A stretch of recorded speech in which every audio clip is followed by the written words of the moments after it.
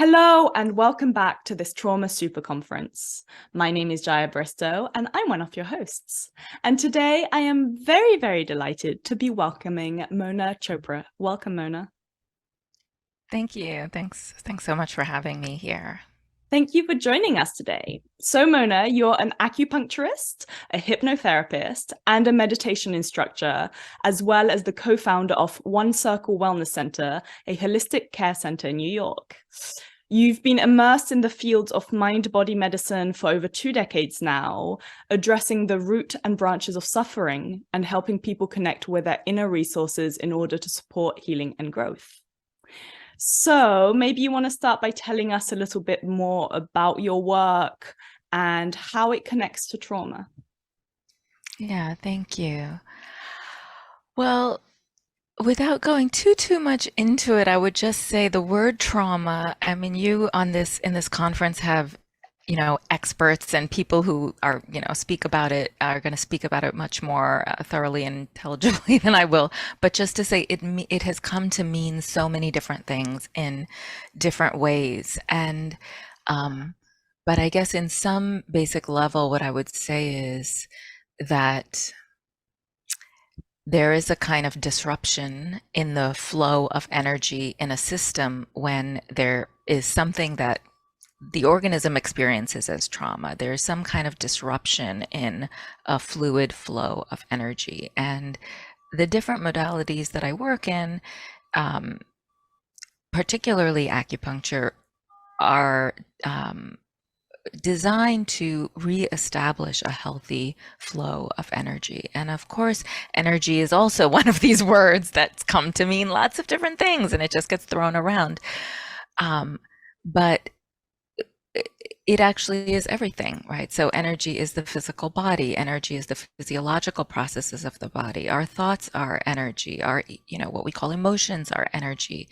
And so as an energy practitioner, as an acupuncturist, it's really doing an assessment to see in this particular person, where do there seem like there are blocks?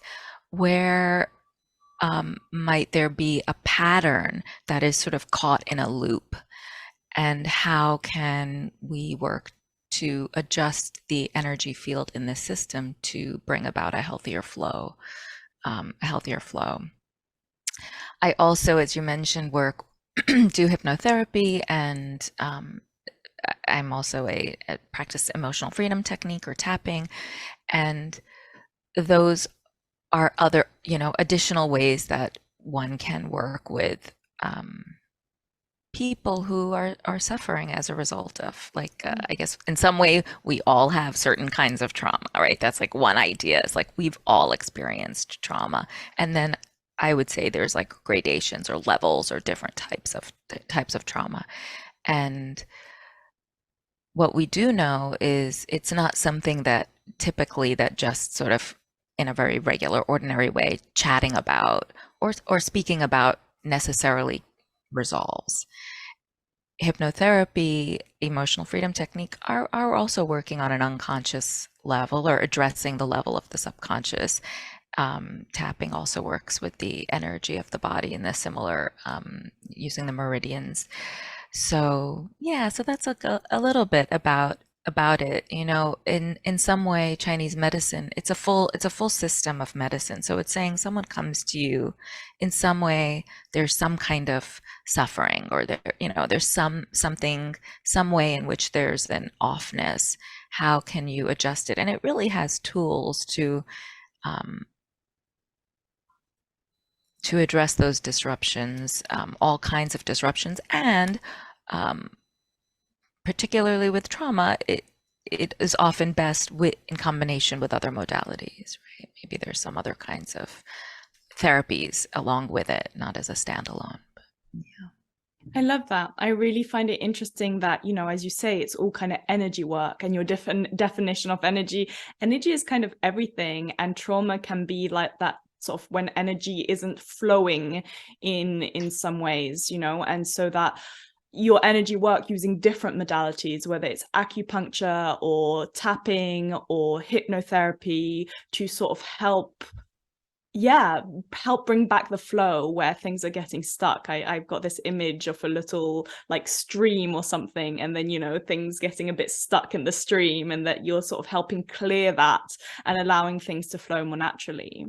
And I also, you know, appreciate that, like you were saying, that trauma can mean different things to different people, and there's, you know, bigger and smaller traumas which will create, I guess, bigger or smaller blocks in this little stream that I've imagined of flow.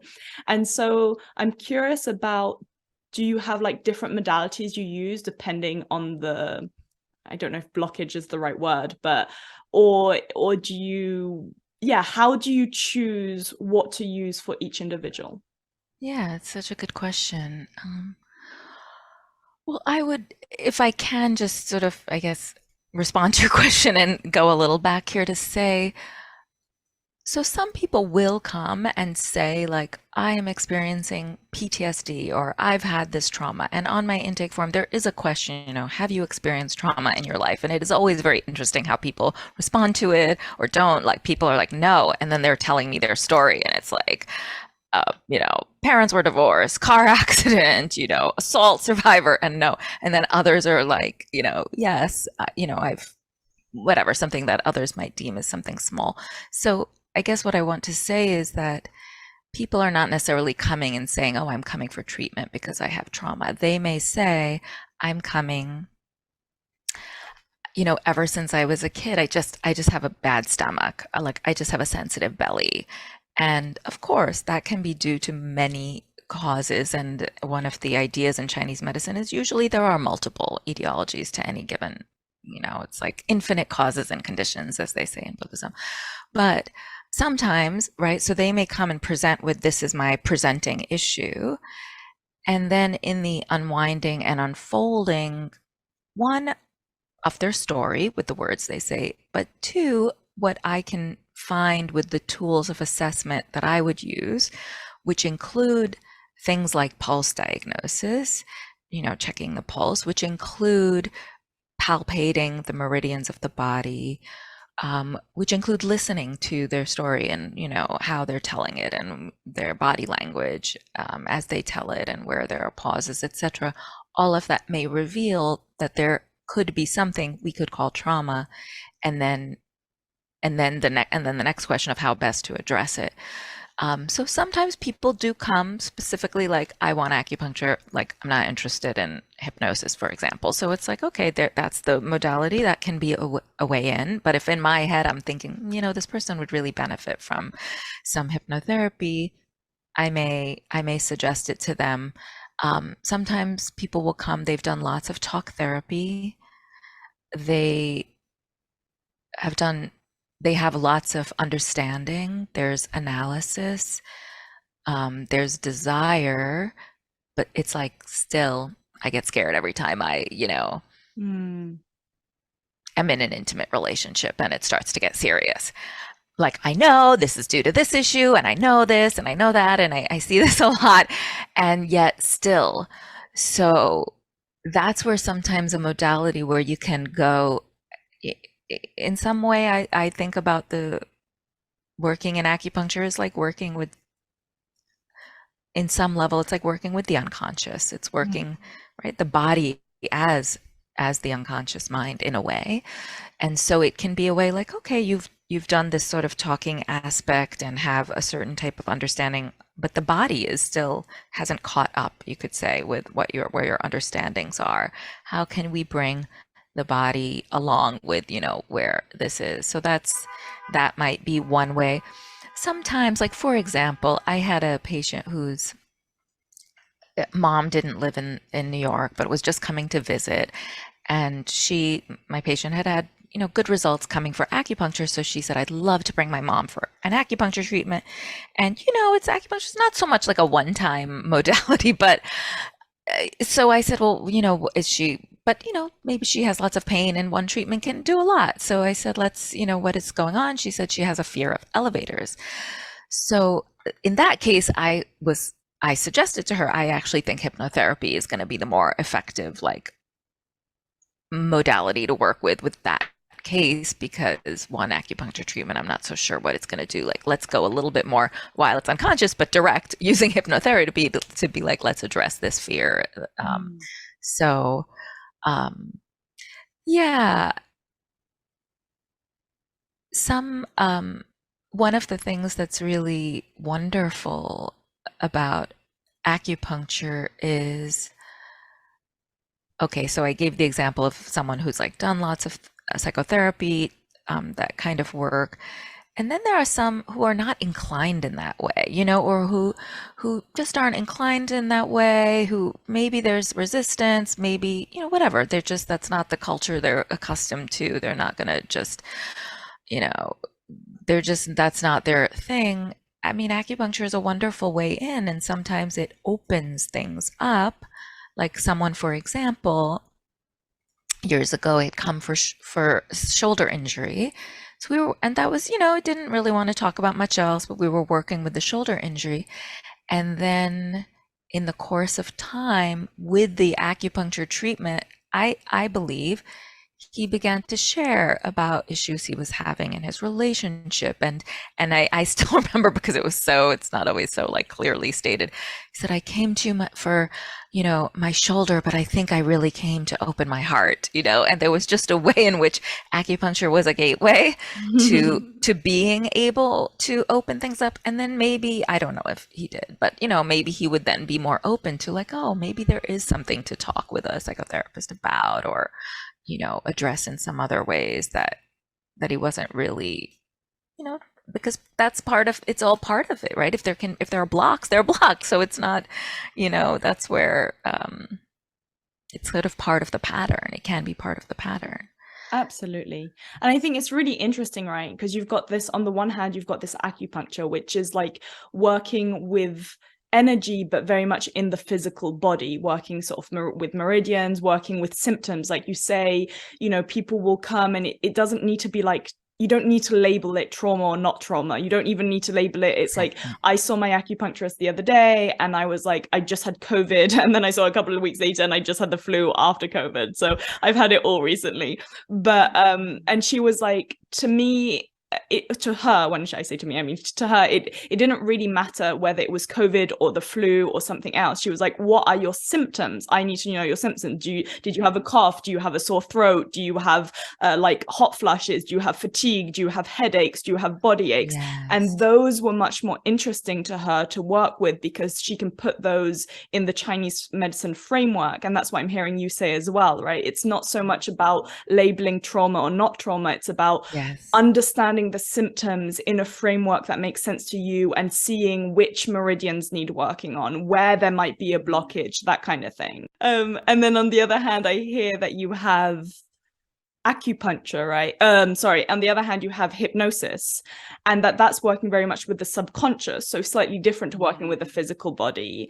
And that it's useful for like fears, or for, but that the two can also go together. So like, again, like with talk therapy can take you a certain way, and then you realize that you have these patterns, and becoming aware of one's own patterns is definitely the first step in working with them, right? But sometimes you have all this awareness and you get a bit stuck and you don't really know what the next step is. So that things like hypnotherapy can be really supportive of that, or acupuncture, or maybe together.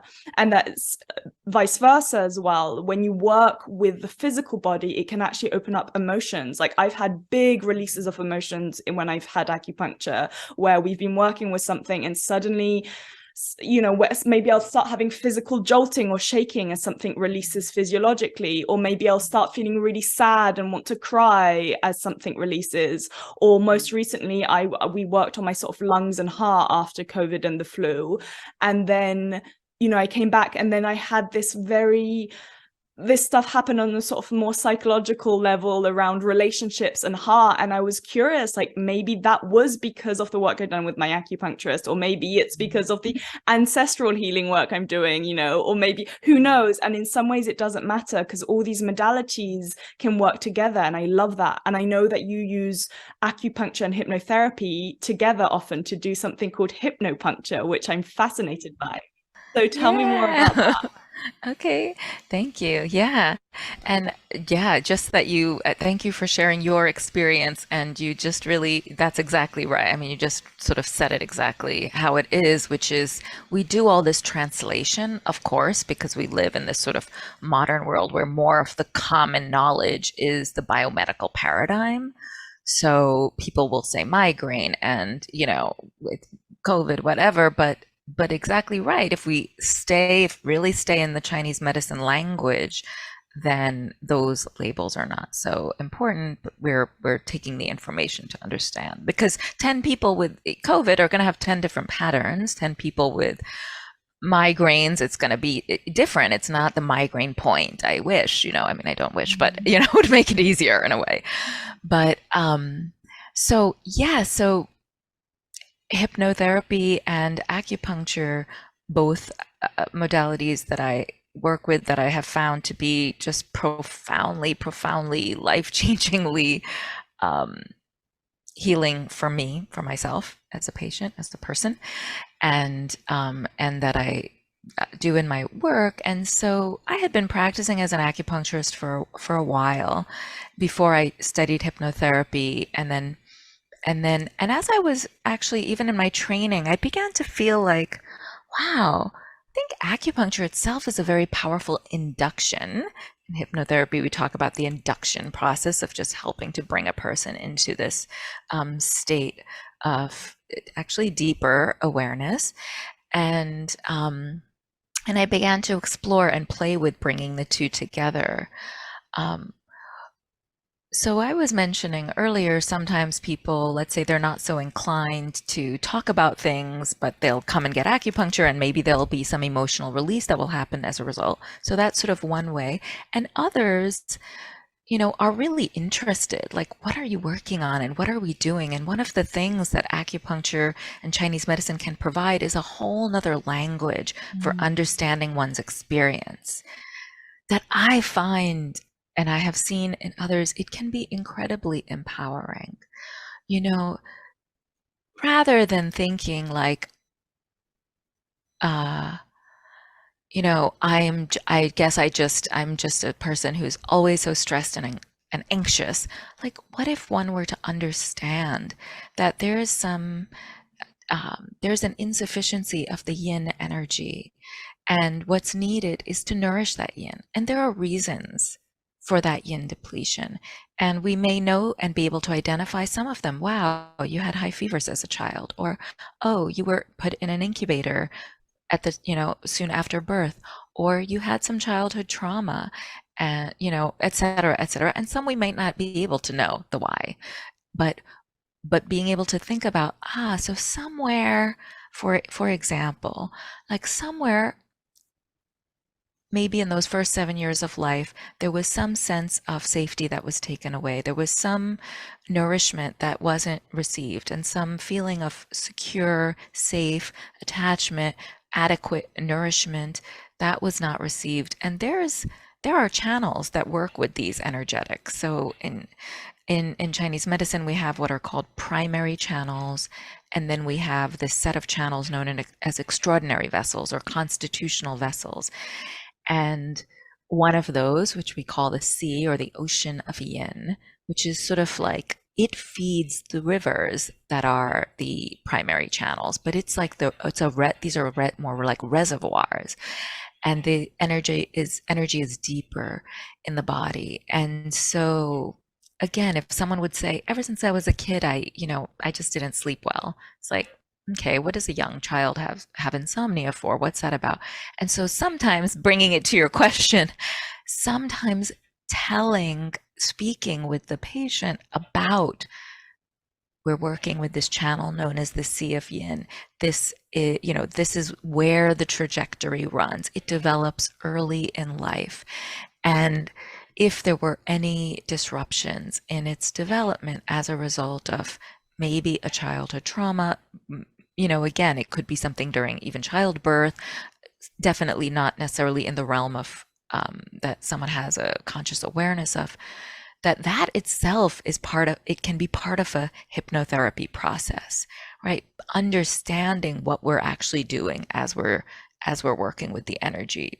It can take one out of just feeling sort of victimized by one's circumstances, or just labeled as, I guess I'm just depressed, I have depression, or I am depressed, but actually being able to see this is what we're doing. So the names of the points, many of them are incredibly poetic and very evocative, right? The center of the altar, inner gate. There's a point on the foot, and it blows my mind. The Chinese name translates to, it's all rather patriarchal, of course, but anyway, translates to grandfather, grandson. So I like to say grandparent, grandchild. And it is on a channel that relates to in utero, that really relates to, pre-existing the differentiation into yin and yang, that sort of stem cell material, that undifferentiated material is this channel we call the Chong, or the sea of blood, which precedes the sea of yin and the sea of yang. And so to tell a patient that, while, that itself begins what I think of as a hypnotherapy process, because the truth is we're walking around in hypnotic trances all the time. Anxiety is such a powerful trance. It is focused. It's all I can think about. I can't, right? And these are, maybe we will say, negative or unhelpful, right? They keep us kind of trapped and tight and contracted.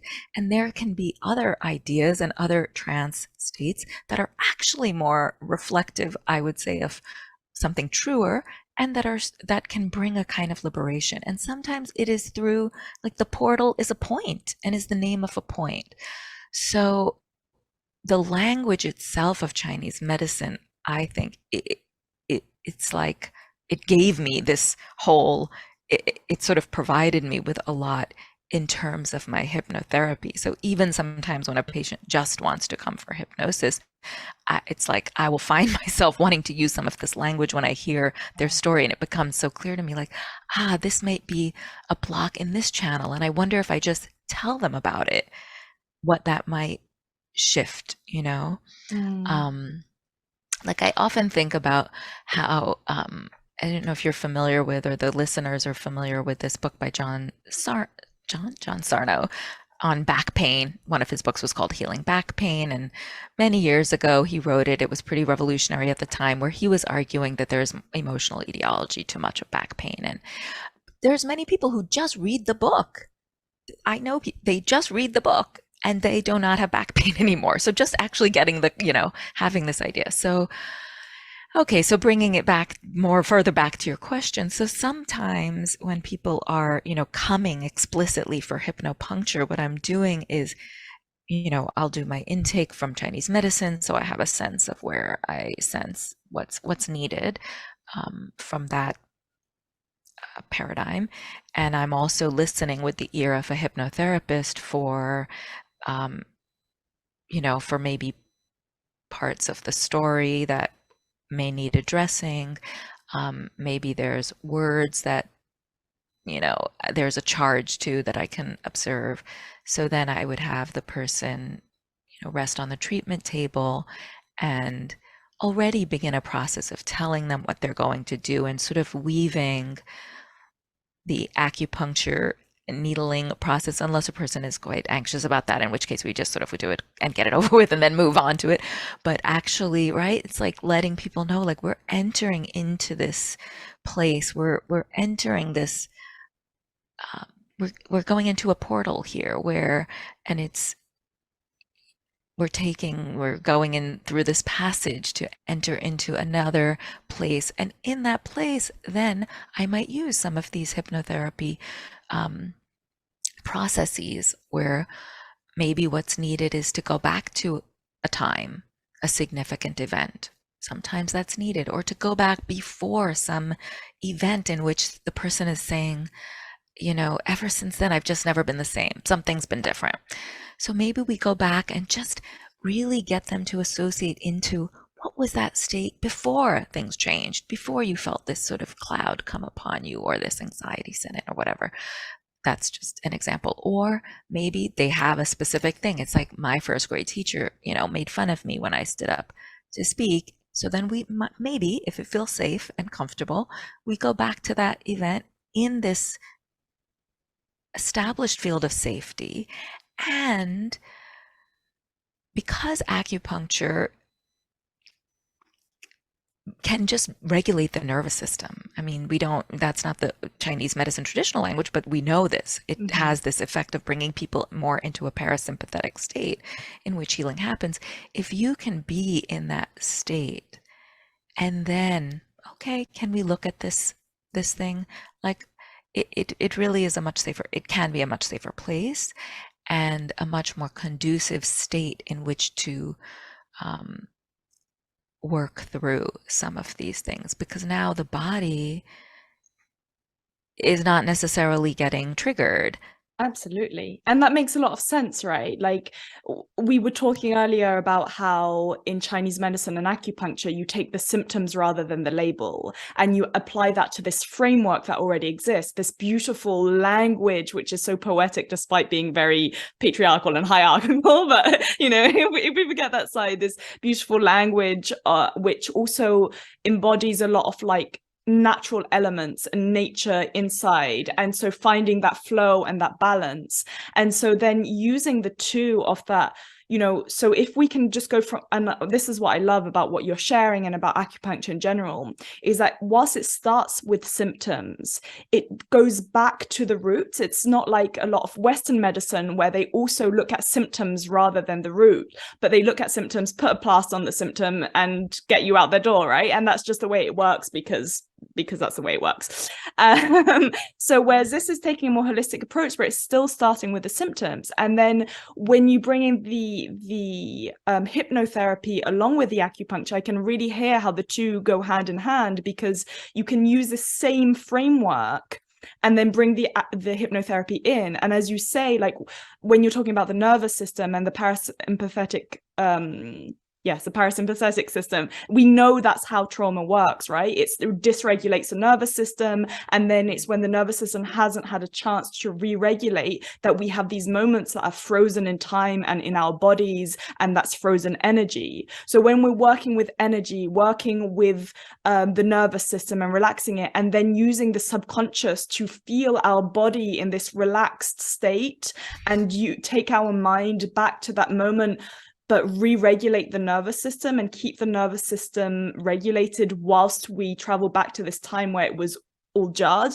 That makes a lot of sense to me why it would work so well, why you'd have acupuncture and hypnotherapy together to do this kind of trauma healing work. So I think that's fascinating, and thank you for sharing.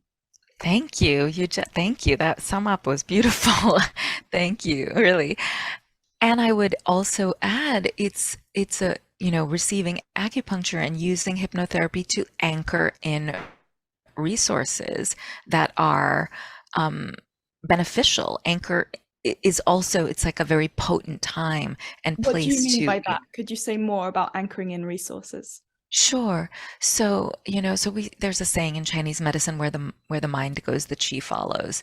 So, okay. So when you're resting there getting acupuncture, it's a conducive time to, for example, call forth, let's say someone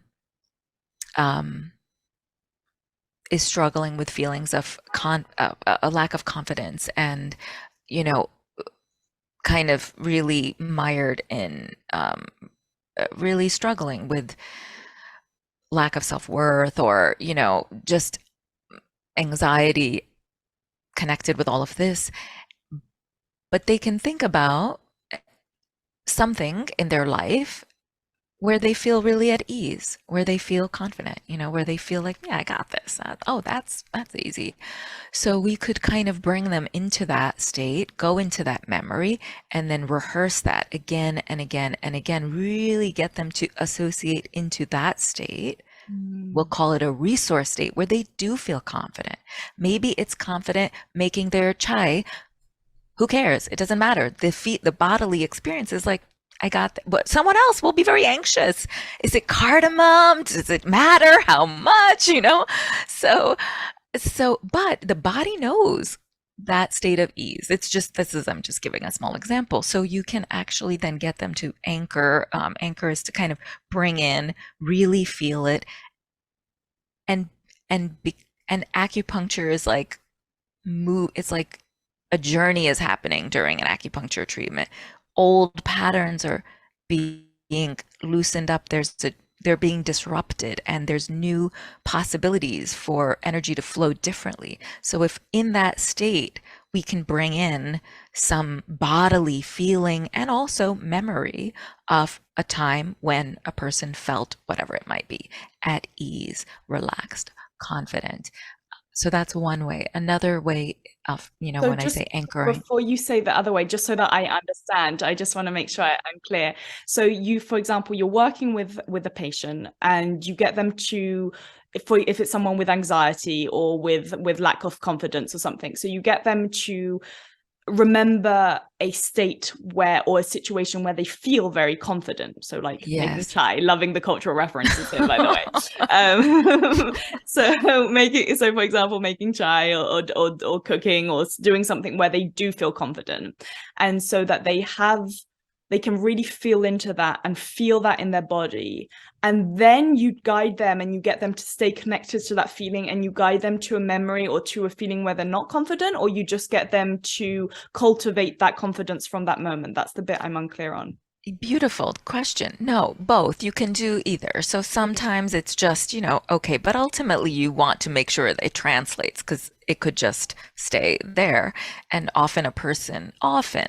so often right? If we're like, I'm terrible at boundaries, like I can never, whatever, say no.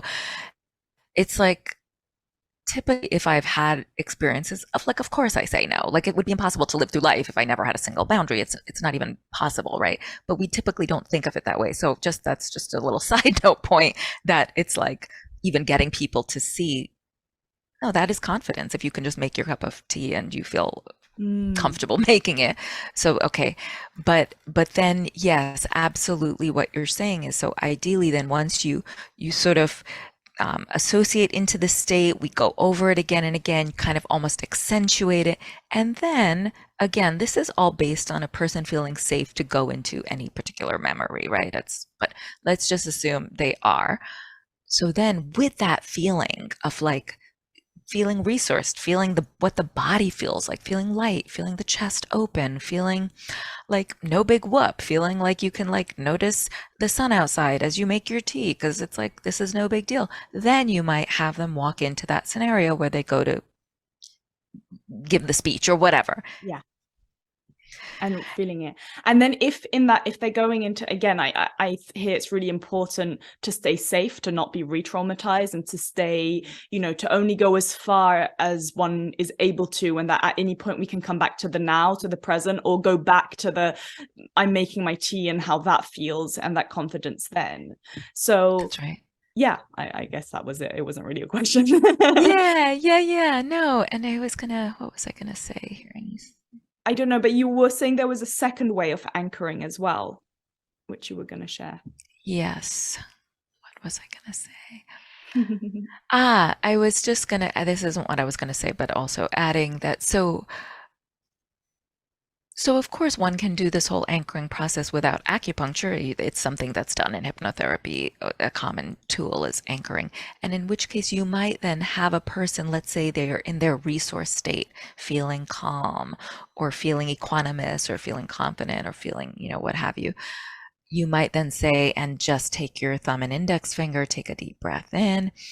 As you exhale, feel yourself anchoring this feeling, letting it come into your body, letting the cells of your body listen deeply and feel it, and know that when you are outside and you're taking the subway and you notice that there may be some of this uncomfortable feeling arise, all you have to do is take your thumb and index finger, take a breath, and your body will remember.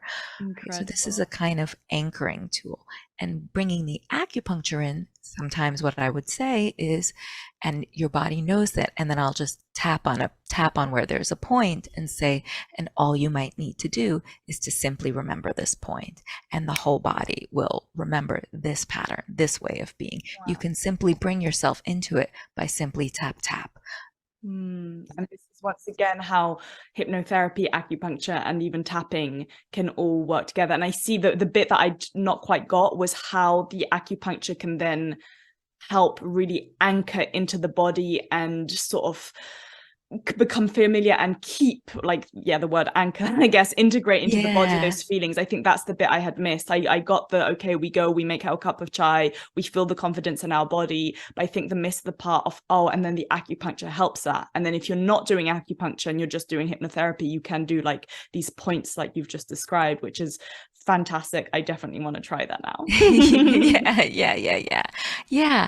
I mean, I think part of it is just simply that it's that when one is receiving acupuncture, again, it is this idea like you're moving energy. It's a moving thing. So whatever happens in that, whatever we bring into the mind field in that time, just there's so much more possibility. There's so much more possibility, I think, than just sort of sitting or just laying there without that. So in that sense, it's like the stream was sort of a little clogged in its pattern and the water flows in this very particular way where those blocks are.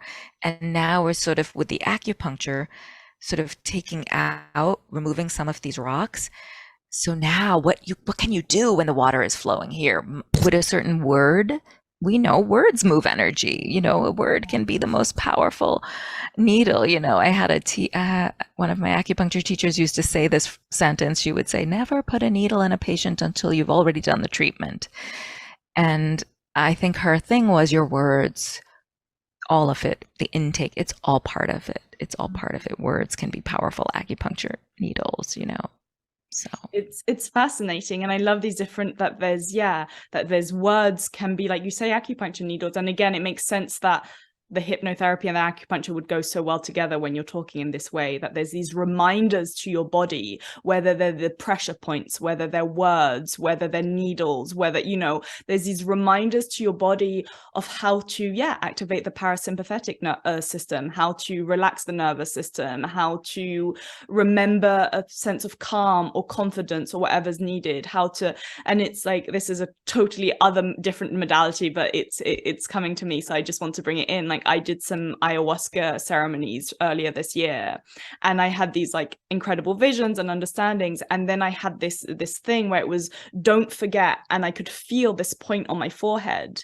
And whenever I'm going through something now, I feel like that's something I can do, right? Where I just sort of press this point on my forehead and I take a breath, and it's like, I can sort of not just remember, bring back to some degree the state I was in and what I was working on at the time. And and there's these other things that I've talked about before. I have on my wall, for example, I can see it now, where it says, it's just TV. And that reminds me of a state of when I used to work in TV production and things would get overwhelming and stressful, and that was our catchphrase, which would just bring everyone's energy down, right? So those are just two examples from my life of either a point, physical point, or words, which just really help me when I feel myself getting in this activated, triggered state of stress or overwhelm or like misunderstanding or confusion, that can just immediately bring me back down. And that's using different modalities. One was just literally working in a busy office, but having a great boss who used to every time just be like,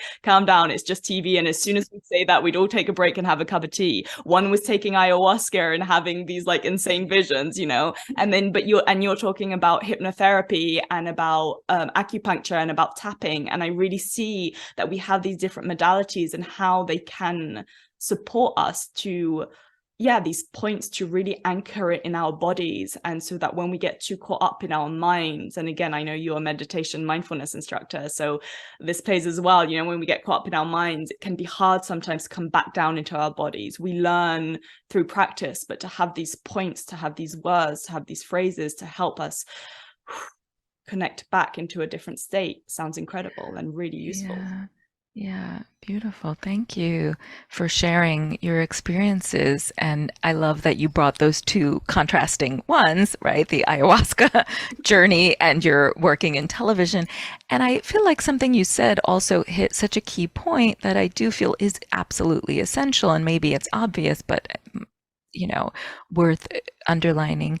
when you said, oh, and maybe just having a great boss, like I think with all of it, it's that this thing is happening in a relational field. And so I think the acupuncture is in itself, and there's research on acupuncture and PTSD, and it didn't go into all, we know it brings, promotes release of neurotransmitters and endorphins, et cetera, the regulation of the nervous system. Hypnotherapy, similar, but it's the relational field that can enable so much profound transformation and really, really freedom from 100%. Yeah. In fact, my next interview is with Meg John Barker, where we're going to be talking about exactly that. So to anyone watching and listening right now who wants to know more about relational trauma and trauma playing out in the relational field, as you say, tune in to that interview. So Mona, I'm aware of time. Did you have a second anchoring method that you wanted to share, or was that what we've already talked about? No, I think that was, whether it's using a gesture or a point, so a person would know, they can press a point. I think in terms of anchoring, yeah, I think that's what I'm just going to take a moment to see, was there something else I wanted to say? So we've covered, whilst you take a moment, I'll just remind everyone what we've covered so far. So we've covered this idea that, acupuncture is working with energy blockages in the body, in the sort of energetical body and the physical body, that hypnotherapy is working with the sort of subconscious. We've seen how the two can go so well together, along with other modalities like tapping, and there are plenty of others as well, to really bring in the subconscious and the physical, to go back to memories where the blockages were created and bring in, either confidence or to bring it to calm the nervous system in that moment. We've talked about this, about anchoring the resources we need to be able to do that. We've talked about how it's important to be safe, not to be re-traumatized. So it's useful to do this kind of work with a professional like you. And, once we've done this work, there are things we can do on our own as well. Like if we know that there's a point or a gesture or a phrase or a word, to really anchor those feelings and call upon those states, call upon those resources that we've cultivated in the moments that we need them, because life can be overwhelming, and it's not always possible when life's overwhelming to be like, okay, well, I'm going to do half an hour of meditation now. But to be able to call on those states when we're noticing that we're getting activated is fantastic. Is there anything else you would like to add before we come to an end? I mean, I guess I think this is one thing worth mentioning, because it is an area where there's been a lot of research, is in auricular acupuncture, the ear acupuncture, and one of maybe the most common anchoring technique actually that I use is placing an ear seed on particular ear points. And there's a particular point which we call Shen Men, another poetic name. It translates to spirit gate. And it happens to be on the part of the ear that the auricular branch of the vagus nerve passes through. So we can needle that point, but then to give people something to take home, we apply a little seed with medical tape. And it's something they can press on. Even if you don't have the seed, you can press on. And having people know that they can simply press on this point, and combining it with hypnosis, right? It's like maybe when they're doing it in the session, there's the images that they call forth. Maybe for them, what would be calm would be like a vast, open sea, or maybe, right, there's bringing all of that together. So then when they're just in their life having a struggle, pressing that point also will have those associations. Aside from physiologically, we know, what we know it's doing. So that was just I thought important, because the ear acupuncture work is so applicable in community settings. It is applicable, where people have had mass traumas, and in a large scale where having a one-to-one, very time-intensive work may not be possible. People can easily, do ear acupuncture, and it is done around the world for people who are struggling, and it can really bring a lot of relief. So I love that. I love that because I love it for two reasons. One, because it's fantastic that it's so accessible and that, you know, it's something that can be done with needles if you're on an acupuncture table, but that can also be done at home afterwards. And I love it because you brought in something that I think is really important. We were talking about like feelings and stuff, but for some people, it's hard to connect to the felt sense in their body, and they work more with images. So again, that, you know, that whether you're working with acupuncture or hypnosis or hypnopuncture, that sometimes you can call upon not just necessarily a state, but an image that is calming for you, that, you know, like you say, whether for some it might be the vast open sea, or it might be being under a tree, or I don't know what's calming for, you know, each person has their things, or it might be being in the hubbub of a city if that's what's calming for someone else. And so I think it's really important to bring that in, that it's not all about just the physical feeling. You know, there's other ways of bringing about calm. So it might be a sense of calm through an image rather than just felt in the body. So thank you for that. Mona, this has been fantastic. Thank you so much for your time today. How can people find out more about you and your work? So I have a website, which is www.peopletreewellness.com, and it's spelled people, P-E-O-P-L-E, tree, T-R-E-E, wellness.com. My little play on the people, P-I-P-A-L, tree, under which the Buddha is said to have attained enlightenment. But on my website, people can find my email and phone number and YouTube channel, and can reach out to me that way. And I'm happy to hear from folks who, you know, have listened to this and maybe have questions or are looking for resources wherever they live. They can feel free. Brilliant. Thank you so much. I really, really enjoyed this conversation, and it's given me a lot to think about and a lot more avenues to explore. Thank you. Thank you so much.